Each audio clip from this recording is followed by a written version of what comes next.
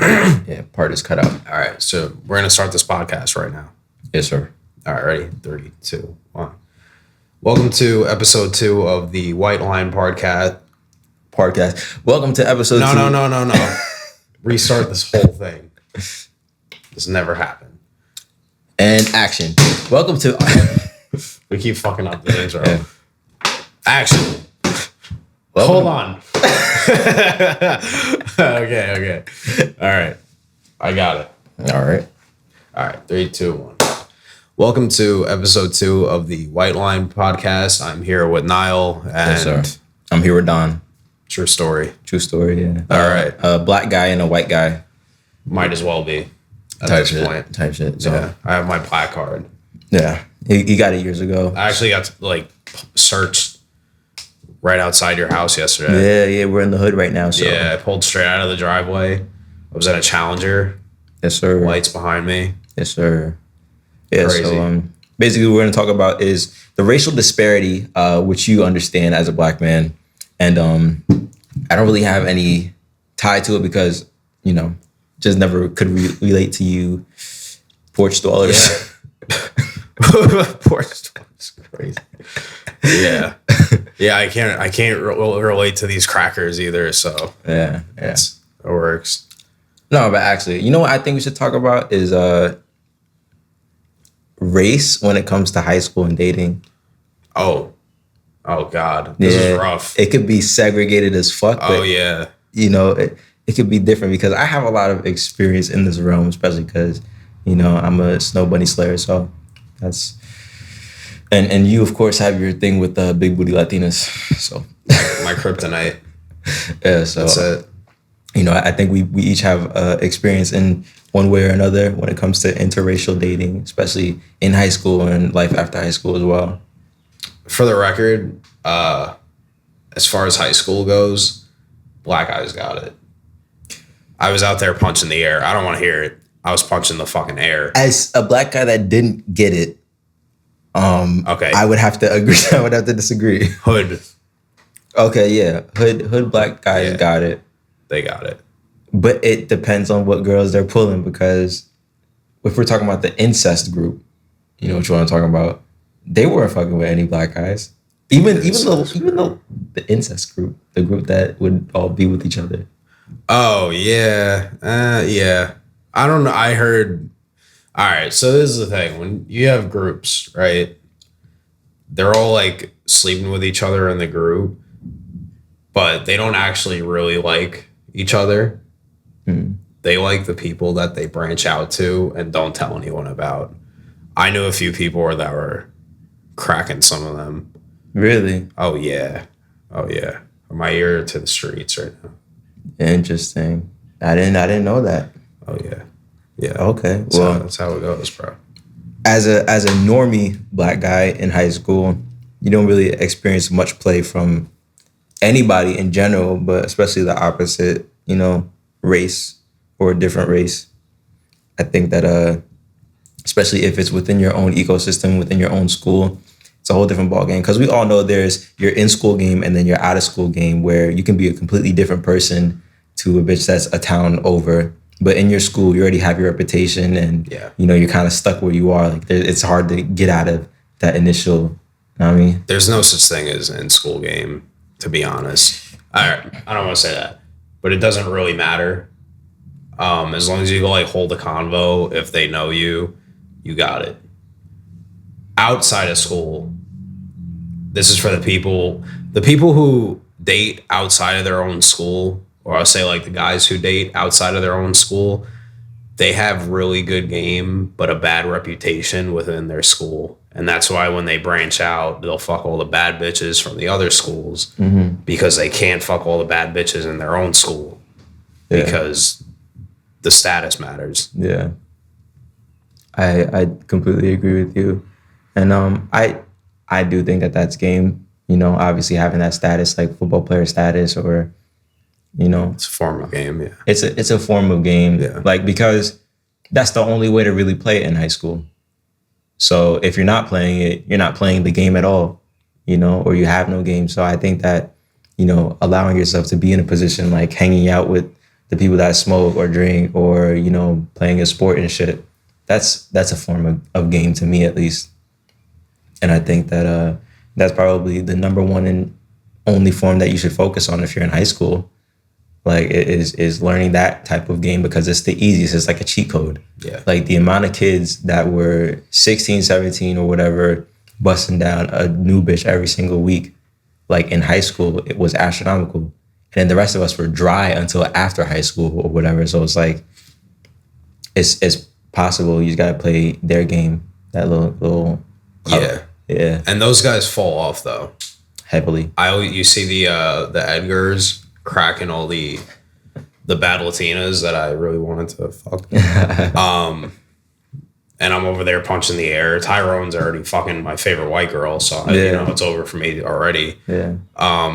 What happens is, though, all the hood guys, they leave high school and they're usually broke, so they don't have anything to offer in like the real dating world besides dick, which the feds are outside, bro. It's over. Type shit.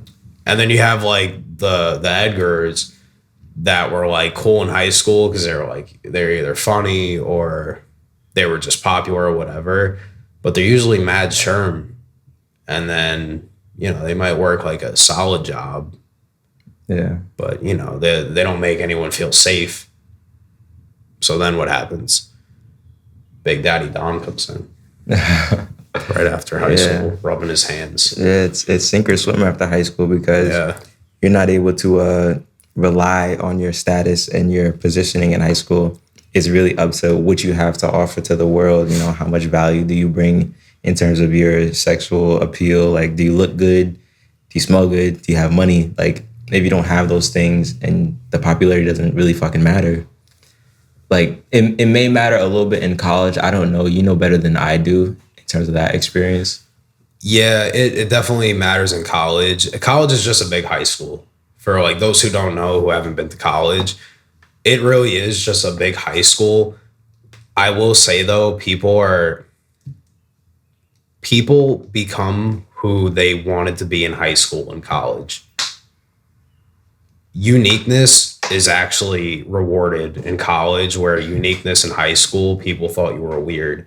But what happens is when you reach that 12th grade area, everyone starts coming into their own and realizing like, oh, the game is ending. Like, we don't have to put on a front anymore to make friends or, you know, get the girls that we want, because sports are ending. So there's no more sport cliques. Yeah. So then it's like, okay, who are you as an individual? And that's why developing in high school so you could kill shit when you graduate is so important.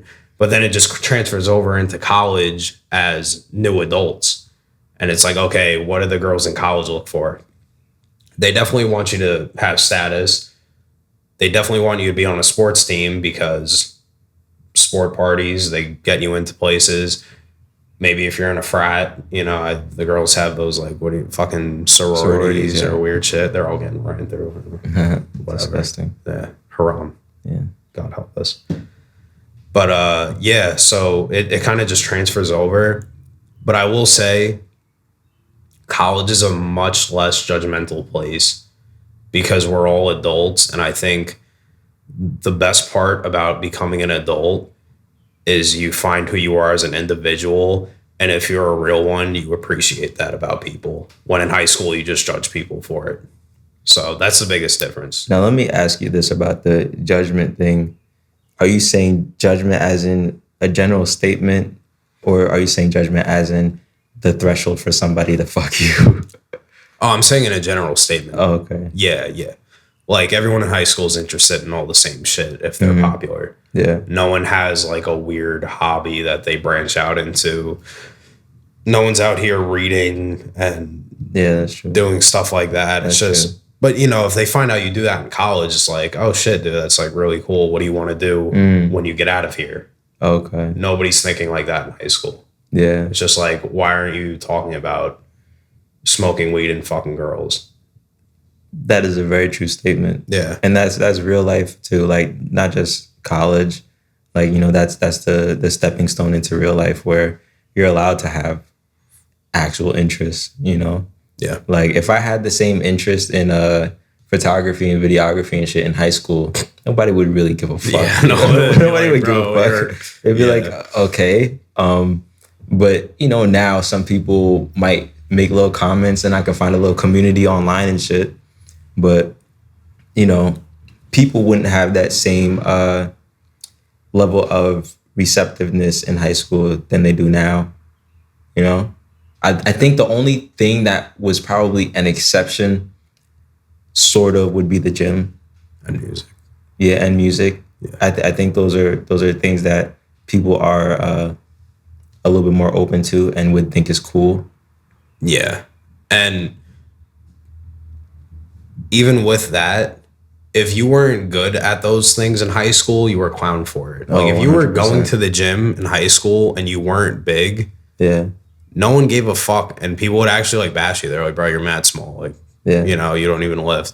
And if you made bad music, oh, forget it. Yeah, That was it. Nah, I mean, for me, obviously, I didn't experience that too much. I mean, like, I can't really say if I was Humble good. flex. I can't really say if I was good at music then because you think so? Okay. Well, at that point, like, of course, because where I was in the social totem pole, nobody would tell me that I was good, but nobody would tell me that I was ass. So that kind of spoke for itself. Bro, if they didn't tell you were bad, you were good. Yeah.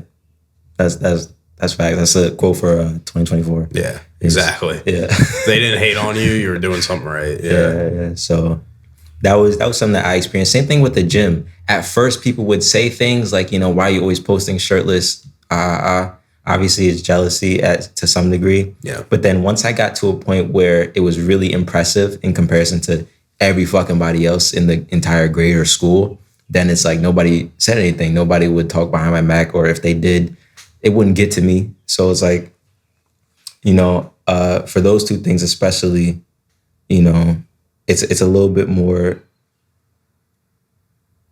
whatever the fuck it is in high school. It's a little bit better, for you, instead of some whack ass shit. Like I like to read books about, dragons and shit. Yeah. But, of course, people hop on the bandwagon once, things are going good. Yeah.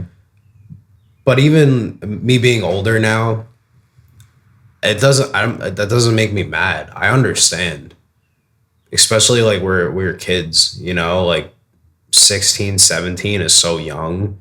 I understand why, because people don't get it. They don't understand the pursuit of creativity and being an individual once you get outside of that world, because in high school, that is your world. That's all you know. That's all you're working towards is, obviously you want to pass, mainly whatever sport you're in, making sure your social circle's good, the girl you likes you. That's all that matters. So I understand. And then they open their eyes one day and they're like, wait, he was doing this the whole time. And now I'm just basic. Yeah. And you can't, then I give kudos to the people that notice that. And they're like, okay, I was being a hater. Let's learn. Other than the people who just continue to be a hater because there's no hope for them. Yeah. Let them sink. That's a really good point to make about the fact of people realizing when they're in the wrong and then coming back. Because I've had a few people that would not clown me, but like, say certain comments about the gym or like other shit. And then a few years later, then they're like, how do I do this? Yeah. And another point to that is also, if you follow your interests when you're in high school, after high school, when other people start to get onto the bandwagon, you're so much better and so much further ahead. I felt like when I was in high school and I was doing music and I was like pursuing it and shit, I was constantly putting in reps. And then after high school, there were a few people that started to do music, and you're an adult at that point. You have a job and other shit, and you don't have the free time to just fucking work on your craft. So still 2 years later now, after high school, or 3 years later, they're still fucking ass. Yeah. They're still fucking ass. Yeah. And now, like, because I took the 2 years or 3 years in high school developing my skills, it's just straight progression at this point and volume of the output that I'm putting in. you know, I get to do something full time where I get to, you know what I'm saying? So, you know, that point, I think it's really important to find out what you like in high school and actually pursue it instead of pursuing like bullshit like smoking and all that other stuff. Yeah. And this whole, a lot of materialistic things in this life, it's all part of a game. It's all a game. Like high school's a game, college is a game, and then the real world is also a game. It's just on a very larger spectrum. But in high school, it's all temporary, and we know that when we're in high school, and I knew that when I was in high school. So I made sure I had fun, but I also knew that none of the people around me actually mattered for the most part. Like, you know, you have your side characters, you know, the NPCs, and then you have like main characters. Yeah, that's us. So you realize high school, like, okay, this is temporary. Then college, you're like, wow, this is really temporary. I'm never going to see these people again. Yeah. But meanwhile, you're probably never going to see 95% of the people in high school ever again. You just didn't think about that while you were in it. 100%. So then it's like, okay, now you're in college. You know you're not going to see these people ever again. And that's another reason, that's another reason why you're not afraid to be who you want to be in college, because you know it doesn't matter, because you just went away and these people are going to be Casper the Friendly Ghost one day. They, you know, they'll be gone. And then you get into the real world. And then you realize life in a whole is temporary. Extremely. And 95% of the people you run into, you will never see again. Fucking 99.999% of the people that you run into, you won't see again. So why aren't you being who you want to be? That's a fucking great point. And it's funny that you say that, because I had that realization towards the end of high school, where it was like, I'm never going to see these people again. And it applies so much to my current life now. Because I run my own business, I get to experience this on a daily basis. If somebody is an asshole to me on a job, or if I don't like somebody, I have complete control to not interact with that person ever again in my life. Some people aren't as fortunate. If you have a job, you might have to work with somebody constantly, but I don't have to do that. And it applies to my social media and even shit like this podcast. I'm not afraid to put myself out there and post continually. And like, if I say the wrong thing, I kind of just go like, fuck it. Like, who gives a shit? Because one, for me, I constantly restart my life. I always delete Snapchat, or I make a new Instagram account, or I move a different town because I just want to restart. And I always like give myself a clean slate when I feel like things are too complicated. And I've done that within the last 2 years, where I use a whole new Instagram account. I'm in a different place now, geologically. And I don't have to worry about who I knew in high school seeing whatever the fuck it is I'm posting or what I'm doing and judging me. Because it's like, I eliminated myself from my previous environment and curated a new environment for myself to thrive in. And I think that's something that a lot of people should start to take into account, is like, you're the master of your life to a degree. Obviously, there's certain things fate-wise, but like for the most part, you get to choose who's in it, who you hang around, what activities you're doing, what things you submit to, what things you dominate in. Like, there's so many different things, and so many people just coast through life and they don't take control of it and let it just be in woo-woo's hands. People need to just be free-flowing through life. When we do things, we have this structure already based in our head of what it's supposed to look like.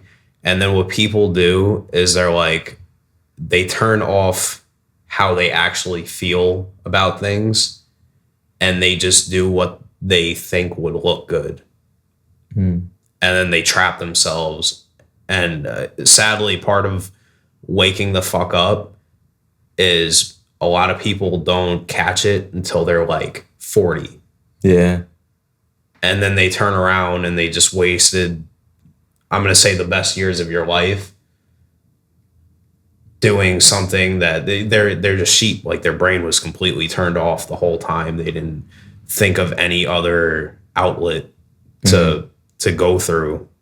So they just wake up one day and they're like, what the fuck did I just do? Yeah. You know, they worked a job that they didn't want to work, but it looked good. You know, it made their family proud. It was nice and corporate. You know, maybe they worked out once in a blue moon just to make sure they were okay. Just complete mediocrity. And that's the thing about being a deep thinker and a person that takes action, is that most people constantly rethink their life. I say most people, but the people that I know are constantly rethinking their life and thinking, okay, what am I doing wrong, or what should I be doing? I feel like most people have that general experience, but there's a select few that have that experience and say, all right, what's the first fucking step into changing that? Yeah. You know? And like for us, we were like, okay, we're not getting bitches, or we're not getting we're not getting money, or we're not getting anything. What's the first fucking step? And then the first step is just taking action. The first step isn't, you know, trying to learn or trying to analyze it. You know, there's a lot of people with like anxieties and all that dumb shit or whatever that are like, I have to like think about it and understand my feelings. Fuck that. No. The first thing you do is just do something, you know? So it's like, with that, a lot of people, like you said, are at 40 and they finally gain the confidence, or, you know, it might be my kids left home now, so I don't have that responsibility. I can finally, but the truth is, you have your whole entire life to fucking do that, or at least after 18, after you're out of high school and under your parents' care. Like, you have that period of time to do whatever it is that you fucking want to do. It's just too many people are afraid, or just, you know, are just so detached from taking action with the things that they want to do.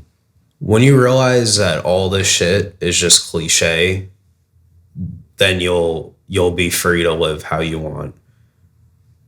By this time you should know the government is like completely lying to us about basically everything. Yeah. We live in such a materialized society. Money's not even real. They're just printing it out of thin air. There's nothing backing up money. And it's like, okay, now you look up to these big name brand products. So you work a lot so you could afford nice shit. And then you buy nice shit to fund the people that are in power. And then once you fund the people that are in power, they just get more power, and you just become lower and lower on the pole until you're just running in a circle. You're spinning your wheels. Yeah. Life, that's part of the game. Once you understand that, you realize that the important thing in life is being a developed person and gaining as much knowledge and becoming a physical specimen so you could have power over your life and do the things that you want, so that these higher ups can't tell you what to do, and you could think for yourself. And when you live in a representation of that, there's a chain reaction where you might just say something to someone and then they're like, wow, I never thought about that. Or you make a podcast with your best friend and say that. Mm-hmm. And the person watching is like, wow, I never thought about it like that. And then they take it. Yeah. And then we have a chain reaction of people waking the fuck up. And that's what it's about, is just understanding that when you're in it, it's all a game. And you have to play it. Like, I have a job. I understand no one at my job fucking matters, but I don't walk in and like punch my boss in the face. You know, like you got to play the game. Yeah. You also, like, if you're watching this and you're in high school, you want to make friends so you could go experience life. You want to go, you know, go to a party and say you've done that. Because at the end of the day, it's just an experience. So you want to have good memories, but just be very aware that most of these people are just, they're all in it for the cliche shit, you know, for the, like, oh, I want to be the biggest on the sports team. I want to be the most well-known. Mm-hmm. I want the prettiest girl. It doesn't actually matter at all. But play the game and experience that how you want. Just have that outside look while you're in it, and life will run way more smoothly, and it'll allow you to be whoever the fuck you want to be. That's fucking facts. And you know what? That brings up a really good point. that I think that I've started to evolve into is almost the purpose of life. That's got deep. Now, it's almost the purpose of life because some people say it's reproduction, some people say it's the experience and all that other shit. And I think that all of it is true to a degree, but I think it's about human connection in terms of what you can learn from somebody, what you can share with somebody. And to your point is, you can't be selfish with your experience and you can't be selfish with what you learn, right? Like this podcast. If we give out game, it's going to be the whole and complete truth. There's no gatekeeping, right? So it's like when you learn something, I feel personally, it's your duty to share it to the next person or the next generation. It could be your kids. Just share it with somebody because we're not meant to be here just to be selfish. We're not here to just consume and just take in, right? Pause. Like that's that's not what we're meant to do. We're here to synthesize. We're here to learn a shit ton of things and then spread it to the world because everybody deserves the opportunity to actually take action on it. And that's something that a lot of people have the argument with underprivileged communities and Black people and all that other shit is the fact that it's an underprivileged community and they don't have the opportunity to gain when it comes to knowledge and other shit. But what were you going to say? That is, systemic racism is very real. I know we like pretend like it's not. Mm-hmm. We planted crack on Black people. It's the truth. Like, crack came from white people. Yeah. It's very real. But it happens in ways that I don't think people are realizing, where it's like, okay, people are hypnotized by music. That's what music's for. It's to make you feel a certain way. There are a lot of rappers and artists that make woke music. The algorithm does not push them. Yeah. They don't get the light of day ever. And to be honest, some of them, they don't make music that's very appealing to the ear. Mm-hmm. Some of them do. And it's great music. And it would definitely make it if it got pushed. But who's running all these labels? Old white people. Yeah, old white people. And what music are they promoting? Fuck this bitch. Yeah. Take these drugs. Cheat on your bitch. Yeah. Get money. Sell drugs. And it's very, people don't realize like this is all planned. Mm-hmm. Like nothing just happens for no reason. There's always a puppet master there pulling the strings. Yeah. And most of these guys go broke after mm-hmm. being an artist, because it's all part of the game. Yeah. But that's what happens when you get too consumed in the game. You don't realize you're being played. Mm. Once you have that outside view, like say you were watching it and you genuinely want to be a rapper, you can play that game and be aware of what's happening to you. And as long as you're aware, you'll usually be okay. But it's the people who who have no idea what's going on. They're just listening to what this guy tells them, and then they fuck themselves, and then it's over. Yeah. But it's very real that, systemically we set our whole society up for failure. Even the legal system with divorce. Oh my God, that's the worst one. Yeah, this is all planned. This isn't something that just, that they're, oh yeah, this would be good. That's a good idea. Like, no, there's a reason for everything. Yeah. It's very appealing to get a divorce for a woman. That's why 70% of divorces are initiated by women. I think it's 85. 85 now. Yeah. Yeah. And that kind of shit is scary because there are even like kind of micro instances where that kind of stuff happens, like in your own area and shit.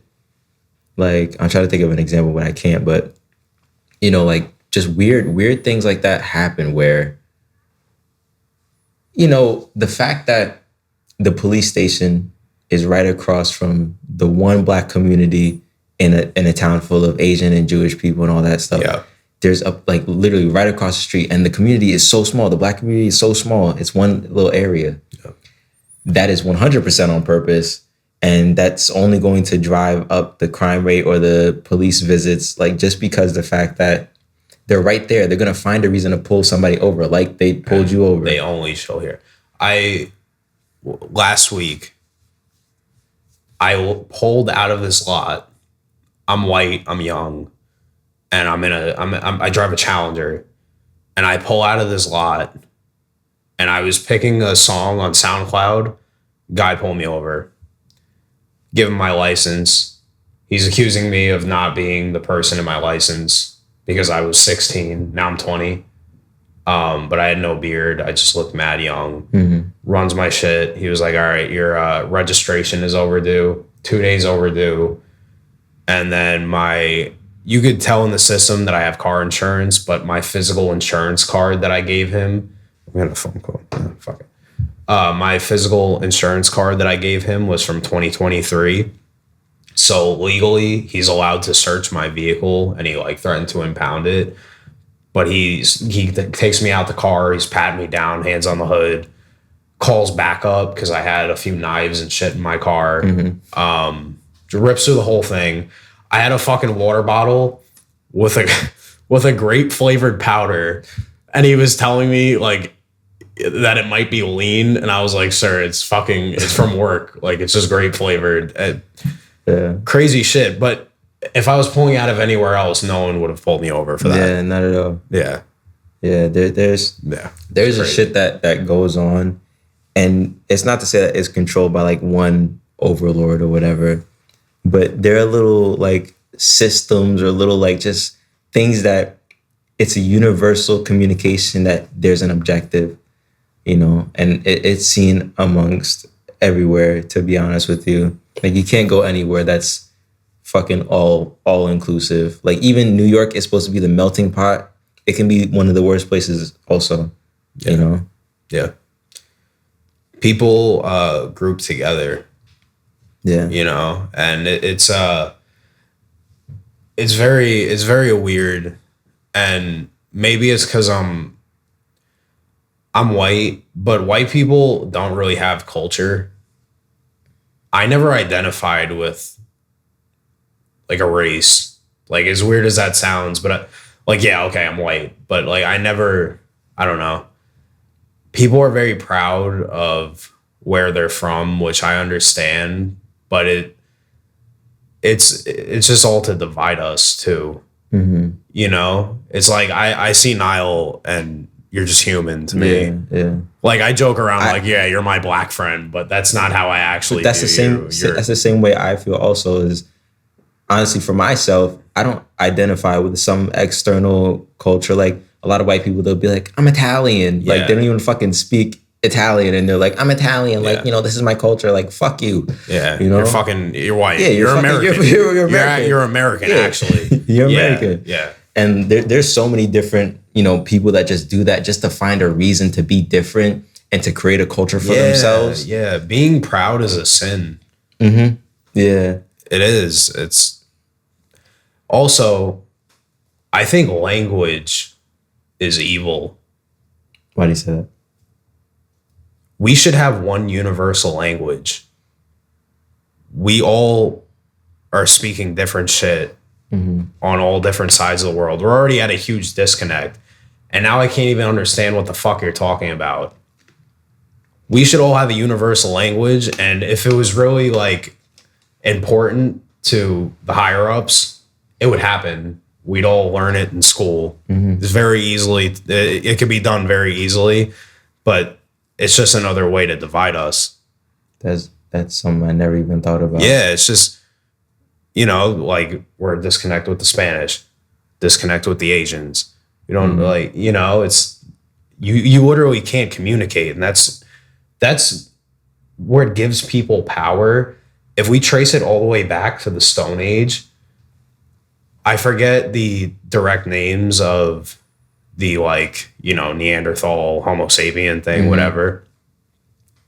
The apes that we were fighting were bigger, stronger, faster.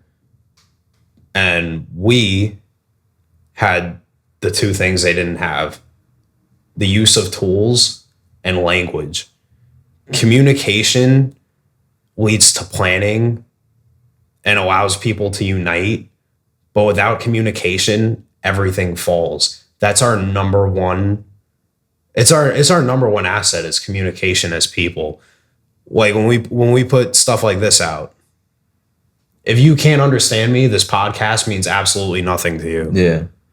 If you can understand me, hopefully you just gained a shit ton of, value from it. I hope, Yeah. But that's our biggest asset. And I think language purposely takes that away so we can't understand other people. That is like 100% facts, because when you said that, I automatically thought about how me personally, I don't want to travel or go to like a different country because I'm afraid of the position that I won't be able to talk myself out of. Yes. Like when you hear about these different countries like Colombia or El Salvador and shit like that, you're like, okay, if I can't speak Spanish and say, nah, I'm valid, like don't fucking chop me up or drug me or some shit like that, you're stuck. Like you're a foreign speaking person that can get robbed and you don't know what people are plotting against you. It's just like high school when there would be other groups like Haitians and shit, and they would speak their own little language. Yeah. And they could be speaking nice shit about you, like, oh, like his shit is kind of fly. But you automatically assume the negative and think he's talking shit about me. Yeah. Notice too, if you do happen to speak another language, every time you run into another person that speaks that language and you talk to them in that language, their eyes light up and they already like you. Just because you speak their language. Yeah. It's a sense of community, but imagine we had that sense of community with everyone in the whole world. But it's because we don't view people as the human race. It's just like, oh, that's a black man. Oh, it's an Asian man. Yeah. Jewish guy. I can't understand him. Yeah.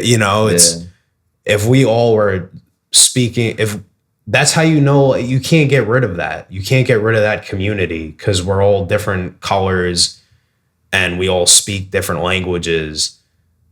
I don't even know how you would go about reversing that, but it'll never end. I don't think that'll ever end. And I don't think people want it to end.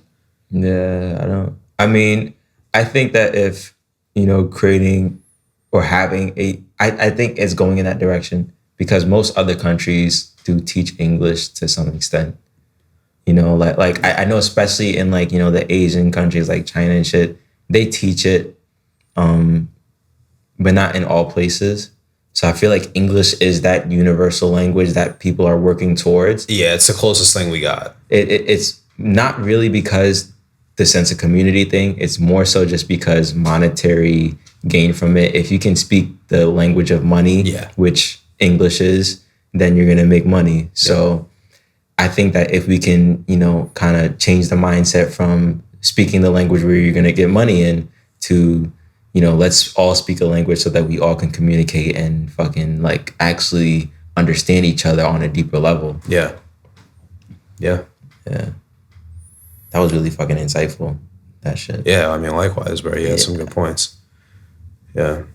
What was I gonna say?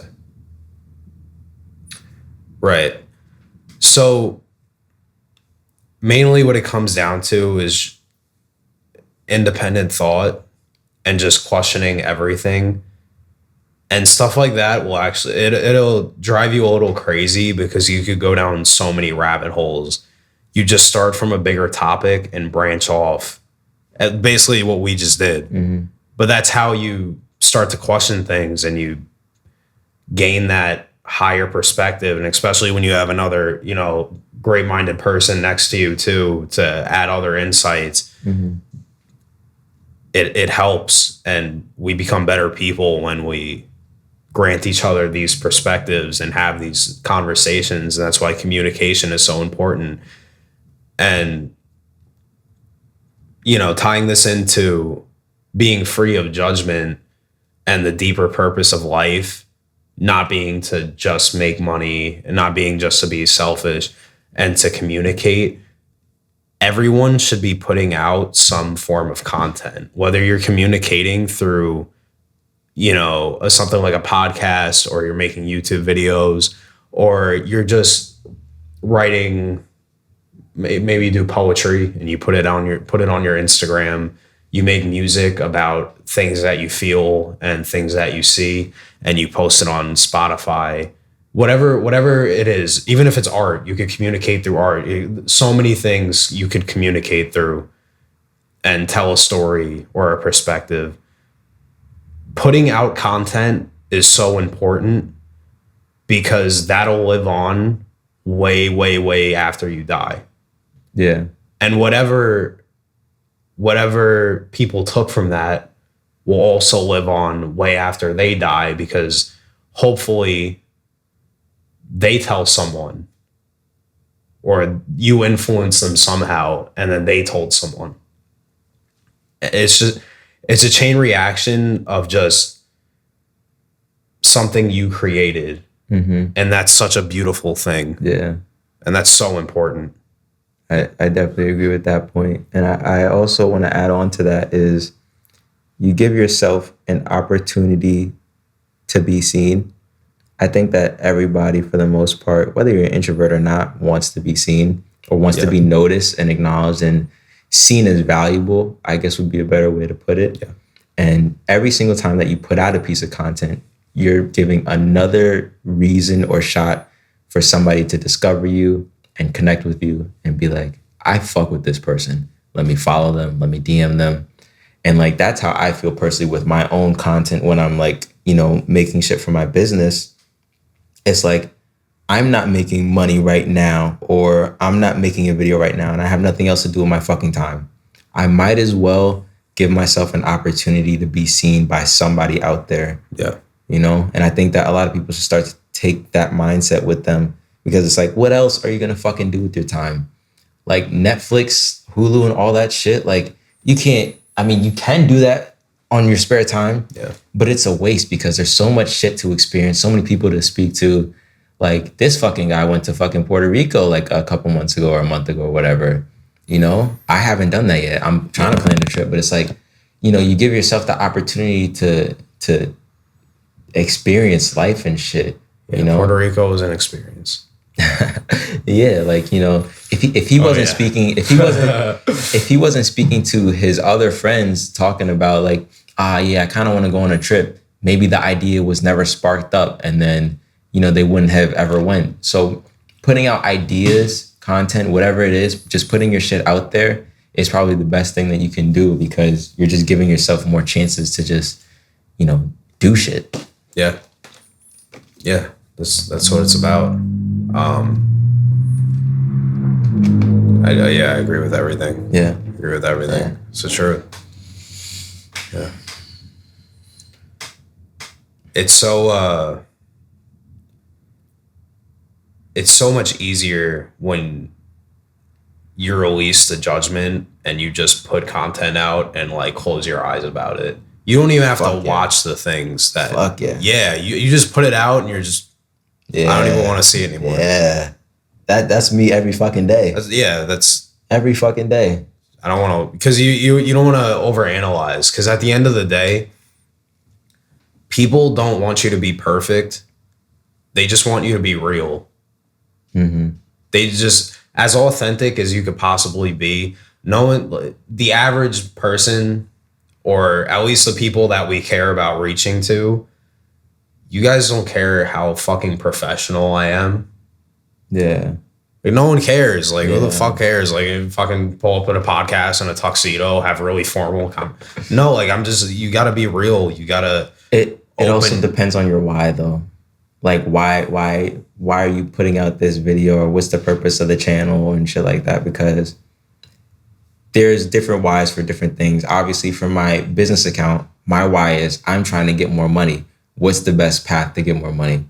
This is I'm trying to just spit game and like teach people and share ideas and shit.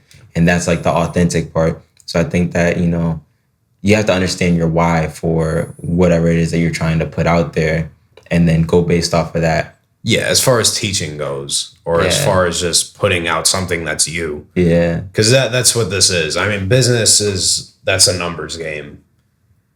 But when it comes down to creative content, whether it's music, art, musicians aren't perfect, but that's not what people like the musicians for. Like, having faults makes the art better. Yeah. Because you have to pull from emotion. Like, imagine just being a perfect human being or pretending to be a perfect human being and then just trying to make content like that. You're going to have no relatability at all. It reminds me a lot of Basic White Girls. Yeah, it's like, who the fuck is watching that? Yeah. You know? And the thing is that Basic White Girls, it's not that they're perfect. It's that they're fucking boring. And they do things too safe. Don is the opposite of safe. Like, you see all the fucking tattoos he has? Fuck it. Like, it's like, Don, like, is, it's like an experience, you know? And, like, being around people that have experiences or can share an experience is way more valuable than a basic white girl that fucking has her little Stanley cup and is shaking her little Starbucks and shit. I don't take this life shit serious because I know it's holy fuck, I just lost my voice. Because I know it's a game.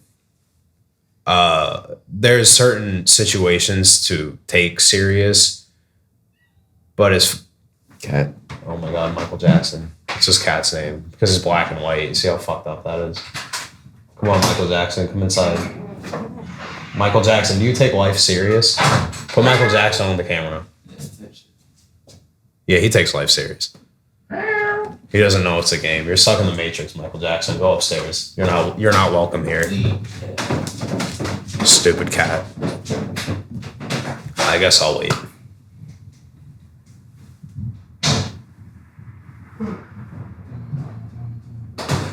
You remember what I was talking about? You don't take this life shit serious. Oh, yeah. At work. All right, we're back, yeah. When I'm at work, I play really fucking stupid. And the coworkers who really know me know that I'm just playing stupid. Yeah. But I work with people that take it really serious when I'm like, yo, this is just a big corporate job. They will replace you tomorrow. Who the fuck cares? They don't even care about you. Like, why are you stressing? I know it's a joke. I know that I could get whatever the fuck I want written on my body if I think it looks cool. Yeah. Because whether people judge me for it or not, they're going to see me with a tattoo, be like, oh, he's a little young for that.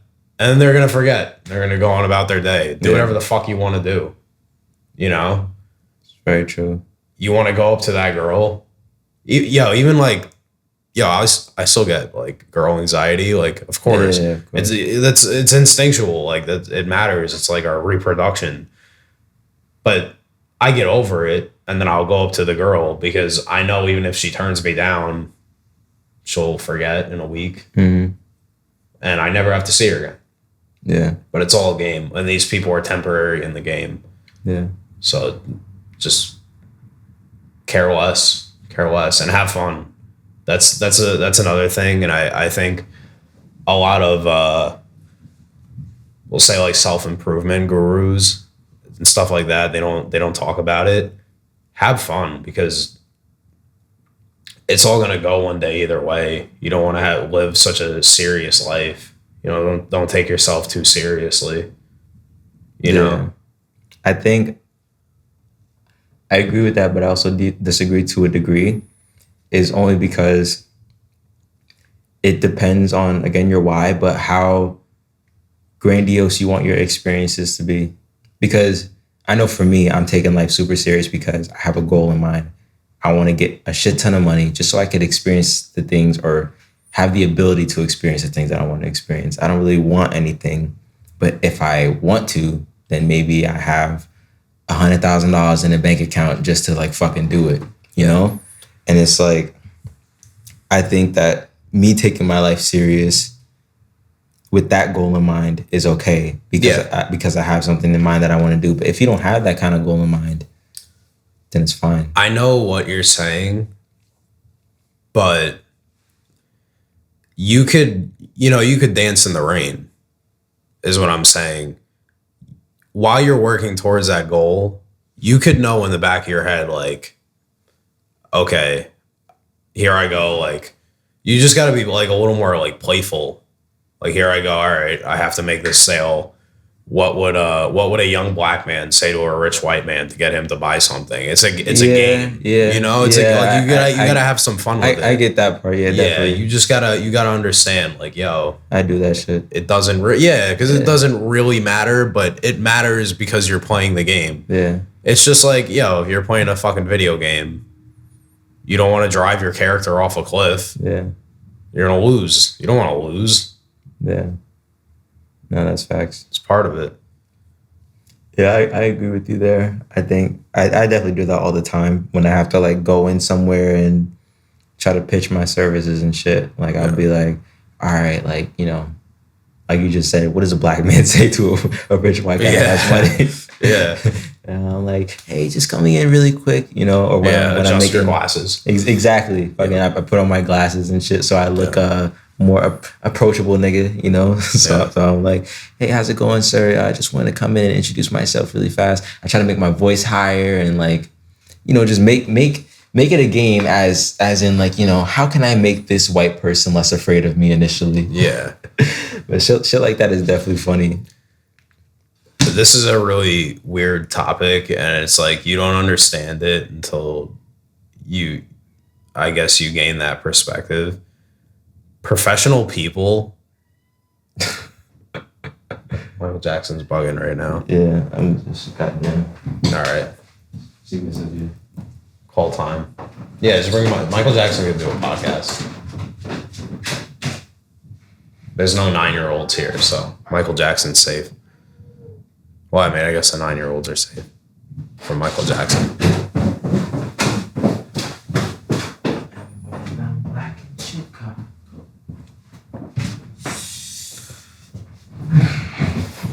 Anyway, weird topic. Michael Jackson. All right, go fuck yourself. That was foul. You only understand this once. If you know, you know. We'll say that. Professional people, like people just over professional and take life way too serious. It's one of the funniest things to me. Like speaking to them, they're like not even real people. Yeah.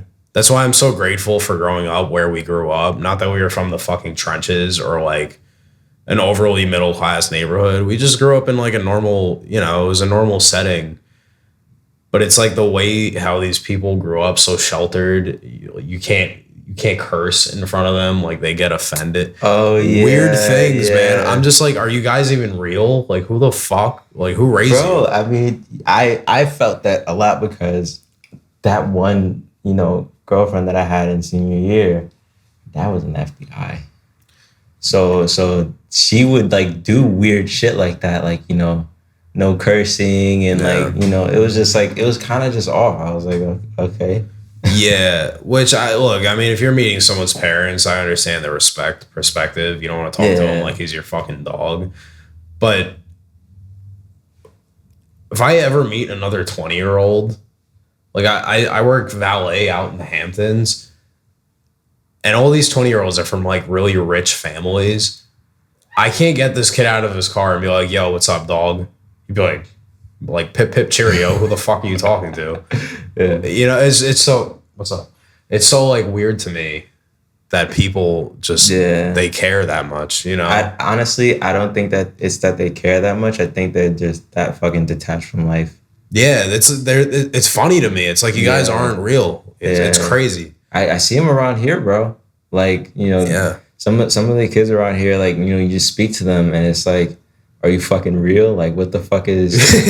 Yeah, like you know, like where's your personality? Yeah, I'm like even shit like fucking the fact that I didn't have a car. People would just look at me so fucking sideways. Yeah, you know, like it wouldn't be like okay, why don't you have a car? Like it would always be like, are you okay? Yeah, like I'm like a fucking car is like 20 grand. Like yeah, at least. Most cars are like, I think the average is like 30 or 40 grand. So it's like, okay, I don't have a fucking car right now. I've bought like 5 cars so far in my life. Like, I don't fucking have one right now, bitch. And it's just so funny just to see how they just look so weird at you. Yeah. Like, what? It just the individuality of people. Mm-hmm. It's how heavily influenced people are about everything is hilarious. You ever hear somebody talk about them going to Whole Foods like so casually? Yeah, just Whole Foods is dumb expensive. yeah, well, like even like, I mean, more behavioral. Mm-hmm. They act just like their parents. Yeah. It's like, you guys, I don't know how to, because maybe we're all like that. I just find that kind of stuff funny because I was at the gym the other day and there's like this I don't know, I think he's like European or whatever, but you know, he gives off like gay vibes. But he was speaking to the train. This sounds fucked up. All European men with like the accents sound zesty. Yeah. I'm sorry. Yeah, I just had to say that. Yeah, I agree. But you know, he was talking to the personal trainer there, and he was talking about his fucking yogurt that he got. He was like, this one has like, you know, so many grams of protein and stuff. It was like maybe like fucking 5 or 6 grams of protein. You can get like a fucking protein yogurt that has 20 in it. But he's like, it has like 5 grams of protein per serving. And it was like, I think maybe like a 12 ounce. And it cost him like $30-$40. And he was advising the trainer to get it. And the trainer was like, was it Greek yogurt? And he was like, no, it was this thing from Trader Joe's or whatever, Whole Foods. And I'm just like, yo, you're that detached from life where you're recommending $50 fucking 12 ounce yogurt? Like, what the fuck? And it's not even packed with protein or anything. And you're talking about it like it's the greatest thing ever. Yeah, it's just so weird how I say this, but I understand I'm an imperfect person and I'm also human. Mm-hmm. I am we've all some way have been like indoctrinated by our environment to act a certain way. Yeah. The only reason I act this way is because, like, you know, just growing up, like where we grew up and the people we grew up around. So maybe they'll look at me and say the same thing, like pip pip cheerio, why is this guy so fucking weird, you know? Yeah. But I'll look at them and be like, you guys are squares, you know? It's just very strange. It's like, I don't know that, but I think that's interesting how different people are. And that's kind of what makes life unique. It's just, it definitely is what makes life unique. But it also brings up a point of how I both believe in luck and don't believe in luck. And like that right there, where you're born into is 100% luck. I would never, ever, ever, ever, ever want to be these motherfuckers, bro. I'm so serious. Like you could tell me, Don, you could restart right now, be born in like fucking Manhattan in a penthouse, and your dad's owns a dentist company, and your mom's a great lawyer. I'd be like, nah. Fuck no. They're lames, bro. They're lames. Like, I can't, bro. Yeah. I would say the same, but if I had the opportunity to learn all that I know now, then obviously I would take that while still knowing all that I know now. But it's like, you know, like my experiences of living in fucking 1, 2, 3, like 3 different projects and like fucking moving around and shit, it's taught me so much. Even just having the parents that I have, like that shit has taught me so much that a lot of other people don't even have the life experience or the perspective to comprehend. Like, and the appreciation. Exactly. You know, like it's the little fucking small wins. You know, when you have the opportunity, because it is an opportunity, when you have the opportunity to be all the way down, rock bottom and on your ass, everything above that is a fucking blessing to you. Yeah. And that's like what you fucking call grace. You know, that's grace, is like being fucking happy that you just got something, my nigga. Like a lot of people forget to realize that, you know, oh, I have a place to stay, or oh, I have the opportunity. You know how many convicts fucking can't get a fucking job? They can't even get a job in the first place to like survive. And then that's how they become homeless. and then start, doing more illegal activities to find money because they have shit to take care of. That's systemic. Exactly.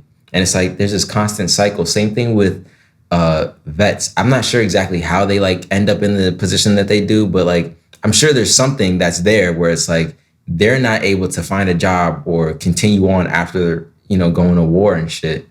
And it's like that kind of shit, Statistically, if people realize how many people who see war and get PTSD from it, most people wouldn't join. I don't think. Yeah. Because it's once you're out, they don't take care of you. It's over. I had one boy who he went to Afghanistan and Kuwait, had crazy bad PTSD issues, so they discharged him because you can't actually be in there with PTSD. Yeah. They don't take care of you after that. It's just like, oh, okay, you're traumatized. What about those like little benefits, like the pay for your college and other shit like that, like insurance? Yeah, but you just came out of Afghanistan, and you're like a fucking dog with rabies. Yeah. You can't. Well, you're supposed to go from that to sitting into a classroom, with a bunch of young 20-year-olds. Lose your fucking mind. Yeah. That's the problem with it too, is you become so desensitized to things that basic life is unbearable because you're so used to being overstimulated that your body gets used to the gunshots. It gets used to all the crazy shit going on that it's hard to be civil. Yeah. And we as humans hate change. That's why people stay in toxic relationships, because even that toxicity is comfort. Because we'd rather be in a bad spot that we're aware of than a good spot that we're unaware of. That's a good point. Yeah, that's how it is, man. It's like change is the worst for people. Yeah. I definitely understand that. I think I personally enjoy change, warranted change. I also like impulsive change. Oh, me too. I tend to make a shit ton of impulsive decisions. Like, I don't know if you know this, but when I came here to live in Great Neck and shit, I was working a job and I was planning on staying in North Babylon for at least like the entirety of the summer. I moved in like the middle of like July, I think. I think it was one night I was working my shift. It was from a factory. Yeah, it was from like 3 p.m. to like 1 a.m. That was my shift time. I was like, I'm fucking done. Wait. 3 p.m. to 1 a.m. I was working after school also. Oh my God, bro. Bro, I would go to school and then I would work my shift from 3 p.m. to 1 a.m. every single day for like a month straight. Yeah. And then at some point, I think it might have been a Friday or like a Thursday or Tuesday, some shit. Fucking, I was just like, I'm done. And then right there and then, I just kind of walked out. Next morning, I moved everything that I had in my room here. And like, that was just it. Like, I didn't even turn back. I didn't come back to visit. And like, I kind of just grabbed my fucking cat, grabbed everything that was in my room, my music shit.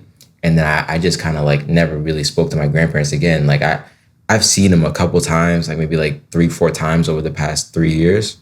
But other than that, like I didn't want any reminders or like to go back to North Bab and like do anything there. I was just like, yo, I'm in a new space. That's one thing with me, bro, is like, I'm so big on clean slates. Yeah.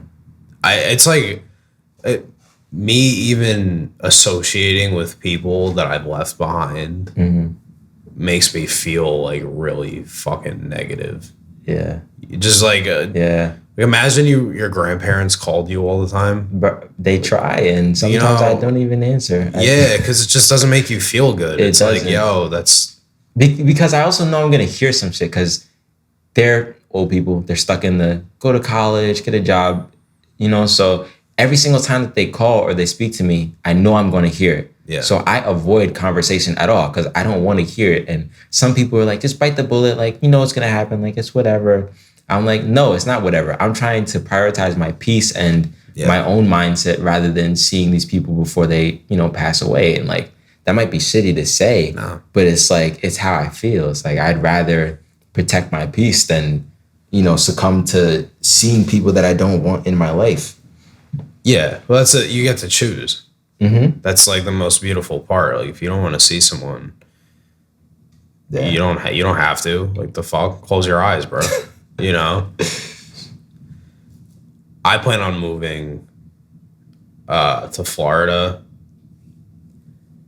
and I'm close with my grandparents, and they're faulted people, but like we all are, but they're good people, and they like always taking care of me. That's something I'm very torn. I'm very torn on because it's like, I could leave and then they could die and I never see them again, or it would just take a toll on them. Because also, like, out of the grandkids, I'm the only one that goes and sees them. I get that one. I get it. It's rough, bro. It's like, but I have a life to live. I have experiences I want to do, and it's very fortunate that I'm such a big part of their experience. But at the end of the day, that's like theirs, and this is mine. Yeah, and it has to happen. One thing life taught me, and this is a lesson that time and time again, and I don't always make the right choice, but most of the time I do because I'm very aware of what's happening when it's happening. The right choices in life are usually not the easiest, and the wrong choices are usually the most comfortable. And that's why it's even a debate of what to choose. Yeah. It's so, that's what separates the boys from men, is like, can you make those choices with your feelings telling you something else? And that's such a difficult thing. Yeah. Wow. I mean, that's definitely true, is the right choices being the more difficult choice. Every day. Every day. It's like, okay, should I watch TV or should I like build my business? Exactly. Watching TV is much more comfortable. Much more fucking comfortable. Yeah. Much more fucking comfortable. Yeah. And like even, it's like taking fucking medicine. The shitty kind that doesn't taste good, but it works fucking well. Yeah. It's like, I don't want to take it because it tastes like fucking ass and I'm going to be coughing or, trying to throw it up, but it's going to work in 24 hours versus waiting it out and then realizing at the end of the week, I'm just going to take the medicine because it's going to work. It's like, why postpone your development or not do it at all when you can just do it right now? It's kind of like that, what is it? Like the life after high school, like, I'm suffering for 10 years so I can live 60 years fucking free. It's kind of shit like that, you know? I think the whole Hollywood and entertainment agenda is to take away your time and take away your experience. If we're, okay, this is how most people's lives go. They wake up, say it's 8 o'clock. They got to go to work. Actually, no. Wake up and say it's 7. They get ready, they eat. Now they got to go to work at 9. Okay, 30 minutes to work, 30 minutes driving. Boom. You're at work for 8 hours. You get out at 5 o'clock. Mm-hmm. Drive 30 minutes home, stuck in traffic, make it 45. Okay, now it's 5:45. You just walked in. You have 4 hours, maybe. Okay. You turn the TV on. You're watching someone else experience a good life. Mm-hmm. And they're taking away your experience. Yeah. You don't have the, like, time is so valuable because without time you can't have an experience. So if they take your time away, they're also taking your experience away. And before you know it, you're just running the rat race and you have minimal hours to experience life with. Yeah. And if you can't experience life, the only way to learn something is from experience. So if you don't have time to experience, you don't have time to learn. And if you don't have time to learn, you can't teach anyone anything. And if you can't teach anyone anything, they don't learn anything. And it's just a chain reaction of people not knowing what the fuck is happening anymore. Yeah. And that's how you create a fucking stupid society. Exactly. And like most 9 to 5s is fucking mind-numbing work. Mm-hmm. You're not needed for most people. Like most people, even me, like most of my job could probably be done with better technology. Yeah. I'm not that needed. And I'm very aware. I do it because it's money in my pocket and I'm building towards something else. You know, I'm doing my time in there so I could branch off and fund the things that I actually want to do. Yeah. It's just a tool, you know? Heavy-footed cat. Oh my God, it sounds like a fucking person. It's like, we got a ghost in this bitch. Ghost of Michael Jackson. What's up, bro? Yeah, I definitely get that part. It creates a fucking chain reaction of just stupid people. Yeah. And it's so funny because we live this life where we're, tasked with doing this one job or this one field, say you're a computer science fucking geek or whatever, and and that's your job. All you know is computers and shit like that. Like your job, the time that you spend 8 to 10 hours a day at, all you do is just computers, and that's all you know. I think that people are meant to be multifaceted individuals. You should know how to do carpentry. Yeah. You should know how to use computers well. You should know how to fucking garden and fucking grow fruit and shit like that. Like you should know many different skills and not just be confined to one thing. People go to school for just one thing. That's not even fucking fair. Yo. I'm sorry to cut you off, but I heard this quote. It's a Kobe Bryant quote. And I heard it today. And it's just so funny that you brought that up because it's just the way it aligned. They always say, like, don't put all your eggs in one basket. Kobe said, put all your eggs in one basket and then just go get more eggs. No one ever thought about just getting more eggs. Yeah. Get fucking more eggs. Yeah. And, thing too, you said you had to pick, like, you go to college for one thing. Yeah, you go to college for one thing. You're making that decision before you even know who the fuck you are. 100%. It's criminal. And you're going to say what I think you're going to say? Nah, you go. Oh, and you're going like 80K in debt. Oh, yeah. So you're even more fucked. Everyone's fucked. 100%. It's all over. You're making a decision to go 80K in debt. That's being generous, to be honest with you.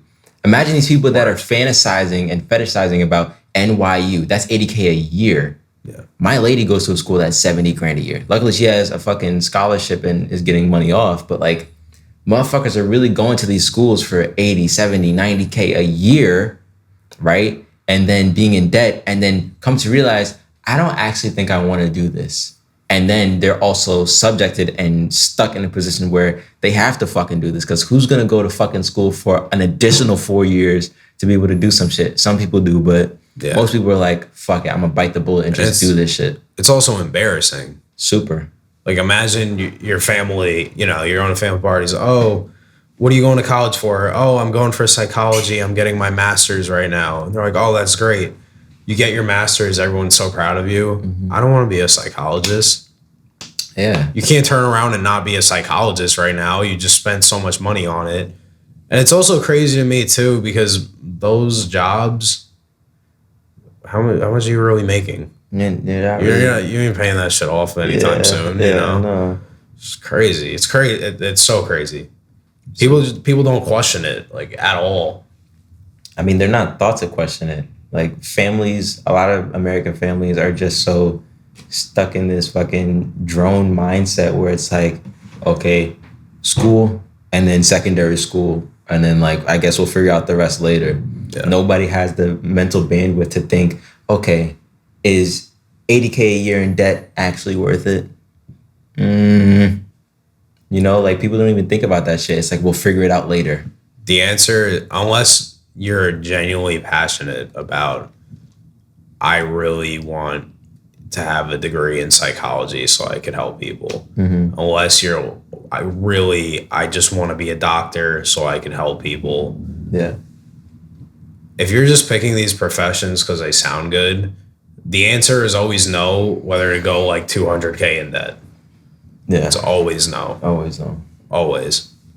It's really like the worst decision. It's really the biggest decision of your life. Some people say it's a house or who you marry. That's the biggest decision in your life because you're making it so young and so abruptly.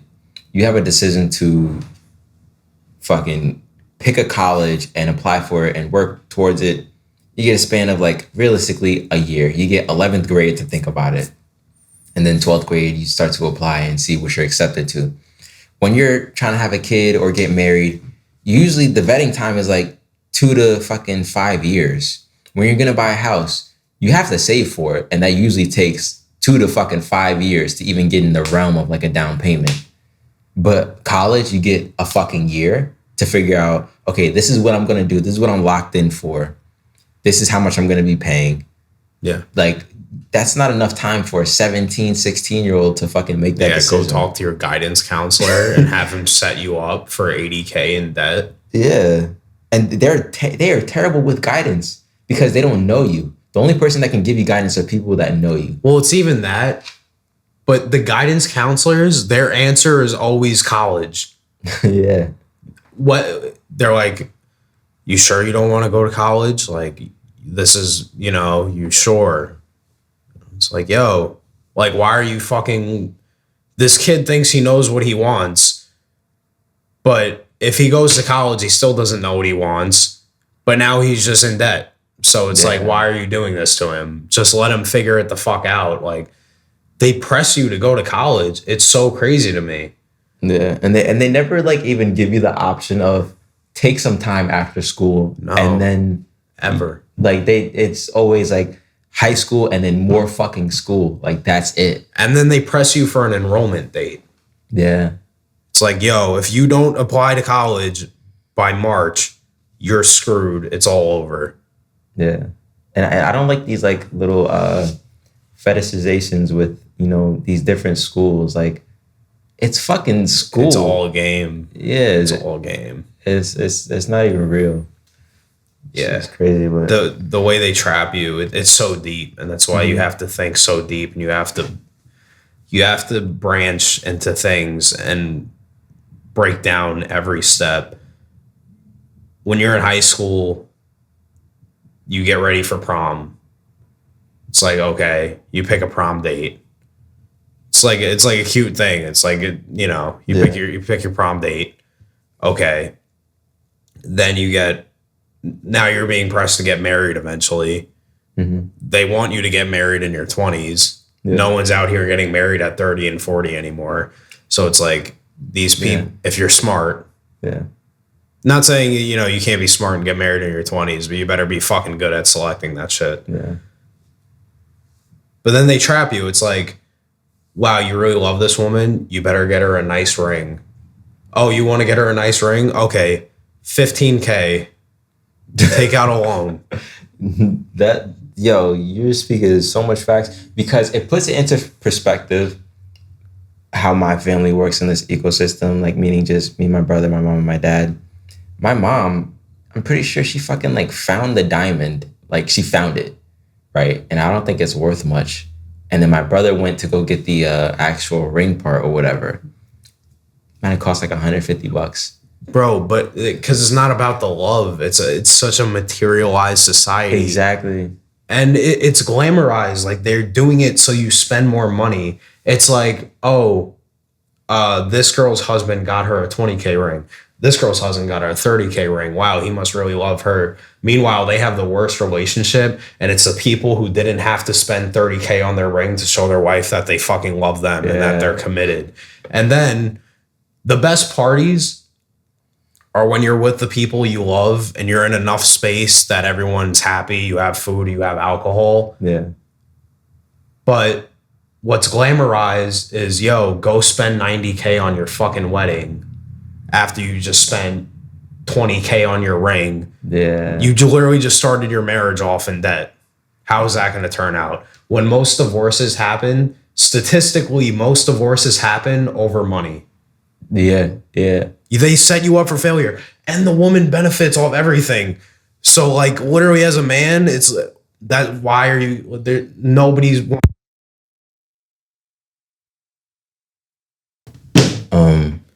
oh yeah.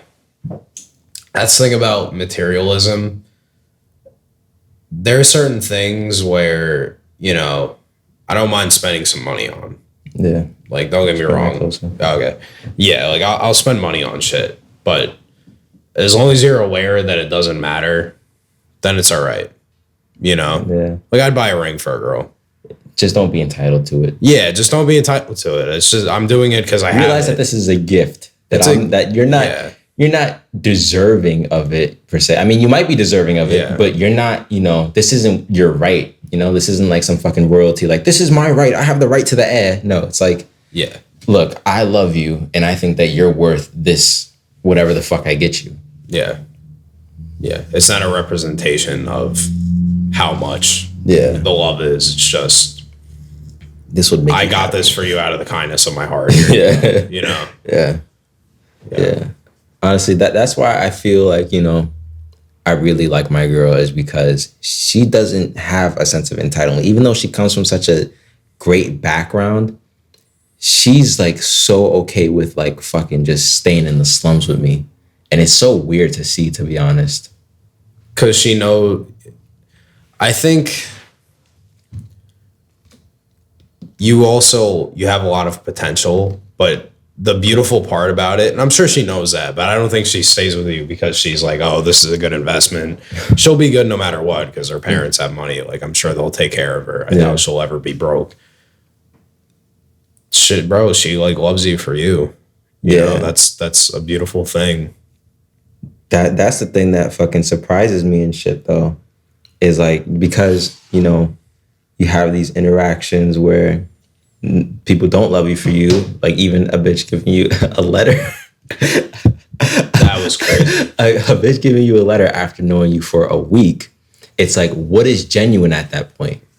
If somebody has the ability to do that, it's like, okay, do you love me because I just broke down your guts and, I look good? Probably. Or like, do you actually love me for, who I am? And I would have that question. I had that question for the past 2-3 years. It's like, okay, I'm with all these girls or whatever, or, I'm getting this attention on TikTok and shit. Is it because you think I'm funny or you think that I'm a good person or something like that? You think I'm smart? Like I read books and shit, bitch. Like I do that too. Or is it the fact that I look good and I'm probably the best looking person that you've been with? Yeah.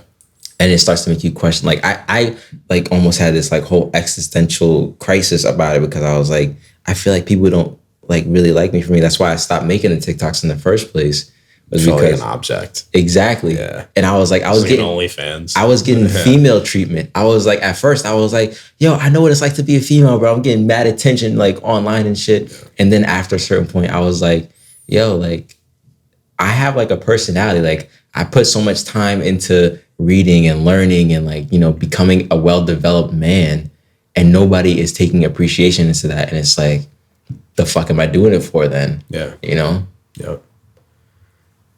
I have to say, with all that, with all the hypergamy talk and, girls using people for status and whatever, I could genuinely say that from the experiences I've had with the girls that I'm with, I genuinely believe they like me for me.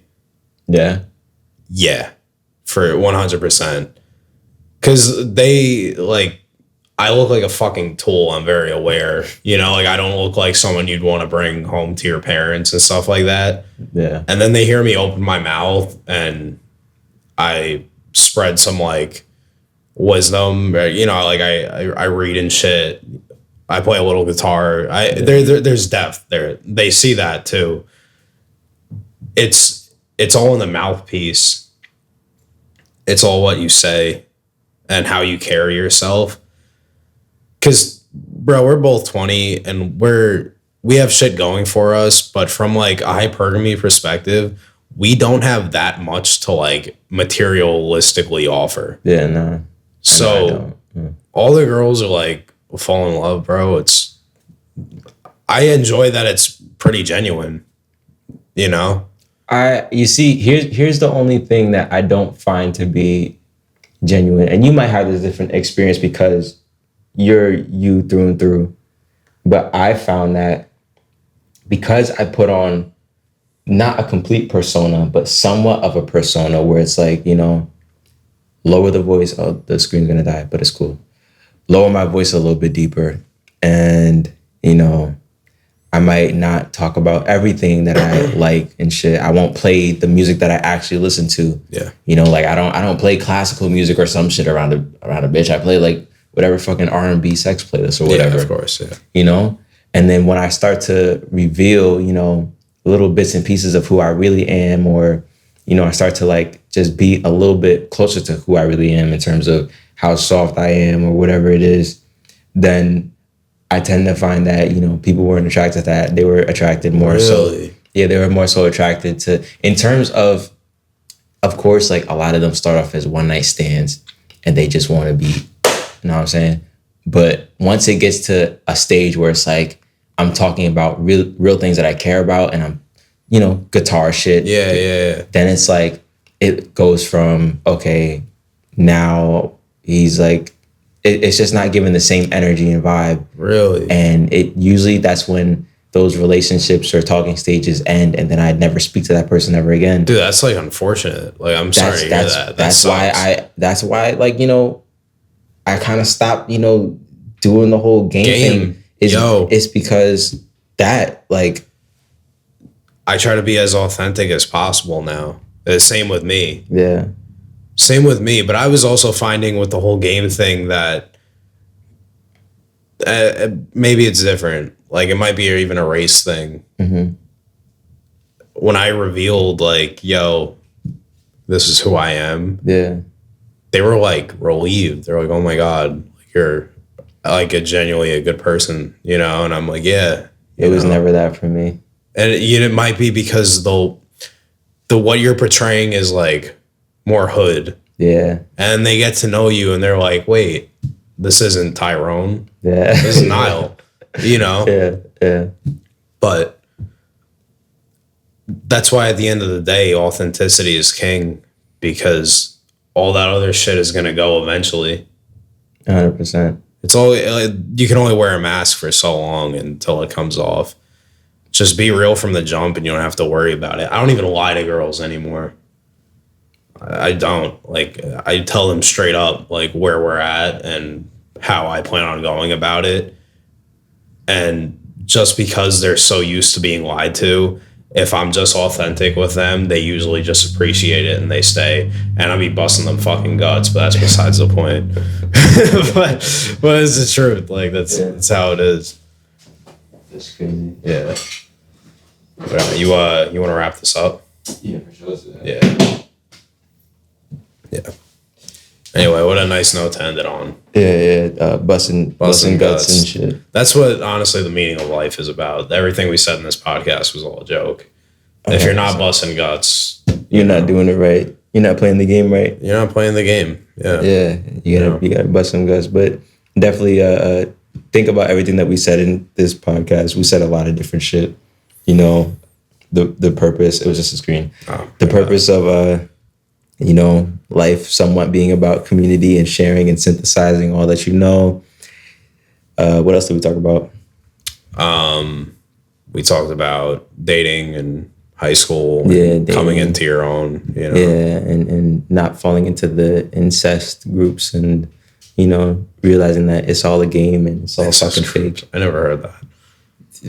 Are they not that? No, you're right. Yeah, they're exactly. Yeah. That's how I refer to them to everybody. I'm like, incest group. Yeah, because they all just they're all in love with each other. Yeah, it's so weird. Yeah, so weird. I haven't seen them like switch since high school, but these people aren't real, bro. Nah, they're NPCs. Literally. Yeah. If you're watching this, wake up. This isn't real. Wake up.